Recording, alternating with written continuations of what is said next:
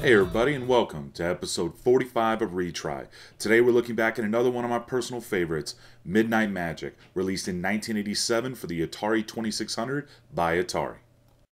One of the first things you're going to notice is that the date here is 1984 instead of 1987 when I said the game was released. Well, the game was released in 87, but because of the video game crash in 1983, this game got delayed. It was copyrighted in 84, but it got pushed back. The short of what happened in 1983 is this.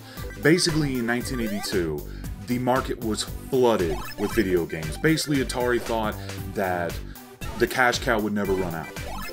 Stores had vastly overbought on games like the Atari 2600 version of Pac-Man and E.T., which are both famously overproduced, and they couldn't sell them back to the publisher, and publishers started going bankrupt. Adding on top of that, rather than actually trying to release the best games possible, publishers were just rushing the shortest production time possible, just get it out there and try to recoup any money. Well, this just made the situation worse. People started buying fewer and fewer games, and it took years to recover from this. When did it actually recover? Well, that's when the NES console came out in 1987.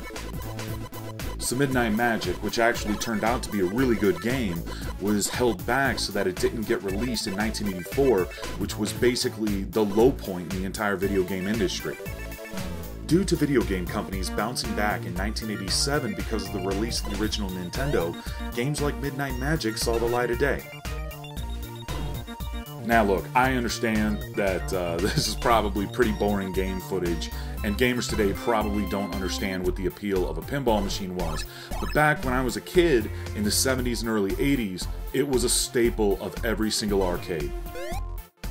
Developed by Glenn Axworthy, Midnight Magic had better physics and a more realistic gameplay than the previously released video pinball.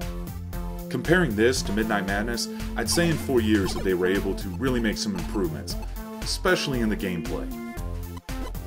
Another cool thing that kind of sets this game apart is that it was the first home console game to introduce a second set of flippers. All the other pinball games that had been released before only had the one set down at the bottom. This added for a lot of variety in the gameplay and a bit more planning in hitting the higher targets. There was a David's Midnight Magic computer game that was released in 1982, but these games really have nothing to do with each other except that they're both pinball games. David's Midnight Magic for the PC was based on an existing pinball machine called the Black Knight, whereas Glenn Axworthy's Midnight Magic for the Atari 2600 was just his own creation. When you take into account the differences of the games, the fact that they were released 5 years apart from each other on two completely different systems, it's no surprise that there was no lawsuit between these two games.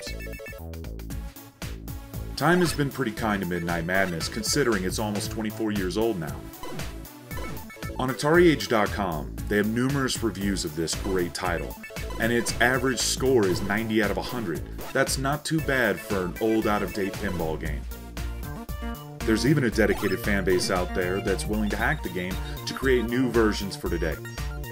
In 2004, a fan named Neo Tokyo 2001 created Borg Wars Pinball and Space Invaders Pinball, all based off the Midnight Magic engine.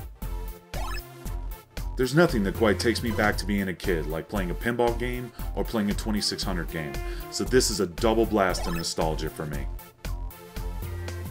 So now we come to my requisite recommendation on where to find it. It was never released on the Atari Anthology series or the Atari collections that have come out recently for the console, and it wasn't part of the Atari Flashback 1 or 2.